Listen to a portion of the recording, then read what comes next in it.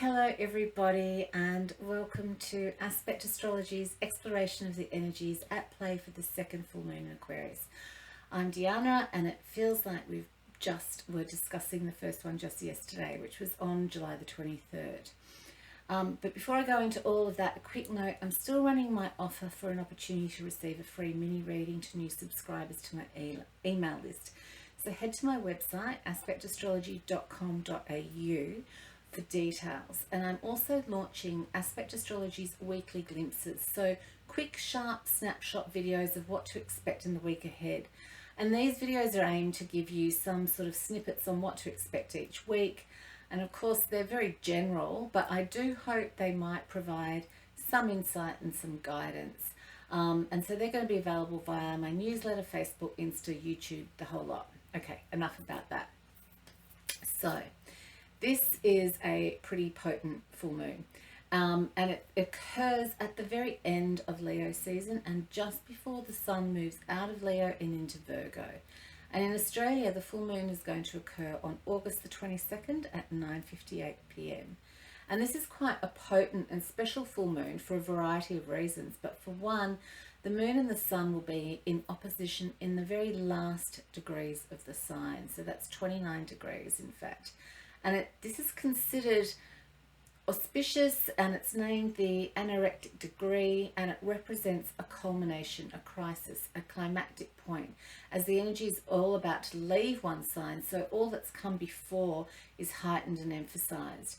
And this is particularly potent as I feel that this full moon somehow represents one of the major themes that we've had playing out all year. The energy of Saturn and Uranus square that's been literally wreaking havoc on all of us with its stop, start, freedom versus responsibility, rebellion versus status quo. And it's similarly represented by this second full moon in Aquarius. So, and as discussed last time, this energy is about, my needs versus the collective needs, but the energy is emphasized even more in this full moon. It's also going to be making a conjunction to the planet of expansion, Jupiter, whose primary motto is go big or go home.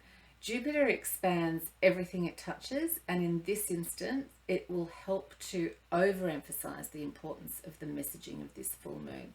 On a personal level, if you've had differences in opinion with your loved ones, especially around political and ideological ideals, this full moon may have the potential to blow things out of proportion, to accelerate and ignite passions and arguments. So it's really worthwhile being aware of this and remembering that the Aquarius Leo polarity is all about honoring the self and the other, my needs and respecting the needs of the other, whatever they may be. So the energy is rife for blowouts. Attempt to maintain your truth and keep an open heart and mind out for the opinions of others. At its core, this full moon is the second attempt to, remind us that the world is really doing it tough, and there are many doing it much harder than we are. We have all been so parochial in dealing with ourselves and our own communities and our own countries and politics that we may have forgotten about the rest of the world. So this is a time to shine a light on and awaken to the needs of others, to think and act globally and not so selfishly. It might be just an excellent opportunity during the full moon to meditate and send love and healing to the rest of the world. Setting the scene in the background also, just around this time, we're about to have all of the outer planets be retrograde as Uranus, the ruler of Aquarius, joins them at 14 degrees Taurus on August the 20th, just before this full moon. So when planets turn retrograde, they turn the energy inward. The personal effects are to make us look within, to review, to reimagine.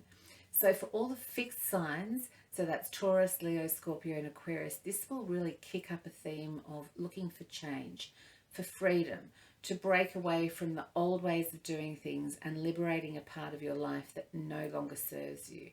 So this theme is really potent in this full moon, and it was touched on the first one, but perhaps then was a time to think about some of these themes, whereas this full moon is asking us to take more direct action, to make some choices around these parts of our lives in which we feel that we're held back, where we cannot be our full authentic selves, where we feel this theme not only on a personal level, but we're going to feel it also right across the collective. We've had nearly 2 years of this Saturn lockdown, and this year in square to Uranus, which is the rebellion, and this full moon may well manifest as a crisis point. Don't be surprised to see more protests against lockdowns and against vaccines and against anything that people feel that in which their freedom or freedom of choice has been compromised. So that's really, a global theme to look out for. With this extreme Uranian energy at play, we should also expect some sudden and shocking changes or disclosures, things that will demand more equality, more fairness, the breaking down of the old guard for the new to emerge.